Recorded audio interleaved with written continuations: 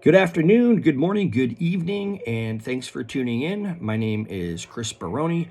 I'm the Chief Executive Officer and the Chairman of Litigation, and just wanted to give you guys kind of a brief update, shouldn't be too long, on some mail that came by today. That is your first notice for the annual election and meeting that we're going to be having on May 7th. And that'll be at 7:30 here at the club. And there's also your 2020 statement of candidacy. Please, to make it easy, the candidacy statement that you guys have that came with it looks like this. It gives you all the information that you need for turning this in. Please turn that in, of course, no later than March 5th at 5 p.m. If any of you are going to have an issue with that, let me know ahead of time. I don't think that you would, but in case you do, that's fine. Those who turn in their statement of candidacy will be turned into our Inspector of Elections, and they will then ensure that everything as far as the secret ballots and the proper protocol and some of the changes made this year are adhered to. They'll be the ones who put it all together. Unlike the second recall, where things obviously were disastrous as far as how it was managed and where it was going and who was receiving it.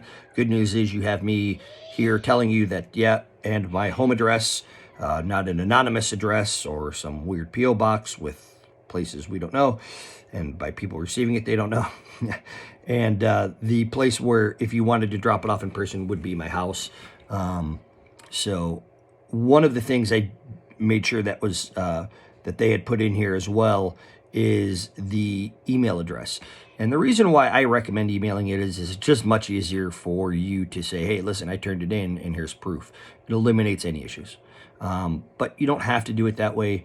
I don't think we've, made it difficult as far as, the real board, as far as getting election stuff done in the past. So the most important thing, though, is to turn in your statement of candidacy, and you have about a month to do that, okay? If you do have any questions or any concerns regarding that, the board has, of course, tasked me with ensuring those questions get answered.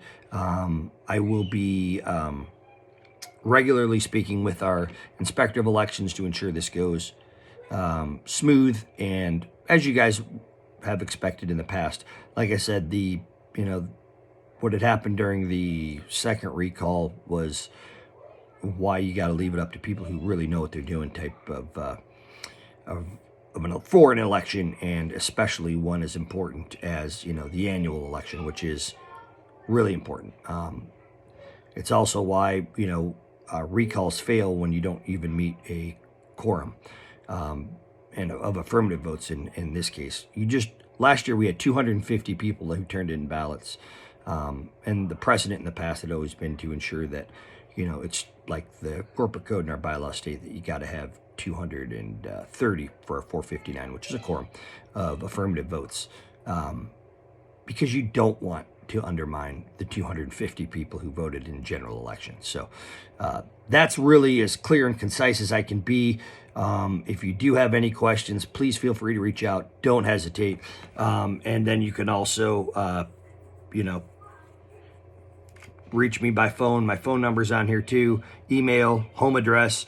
There'll be no doubts and no questions as far as how this will be run and done properly and within the new regulations that are out there for 2020 and the HOA general elections. So that's it. Just wanted to let you know this is kind of what it looks like. Should have came in your mail today.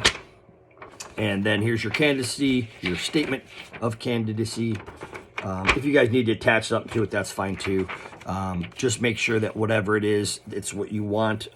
Any information, personal information outside of what you're stating for the candidacy is and will not be published. And there's, a little bit of a disclaimer regarding your personal information not being sent out to others. So that's it. Thank you guys so much for tuning in.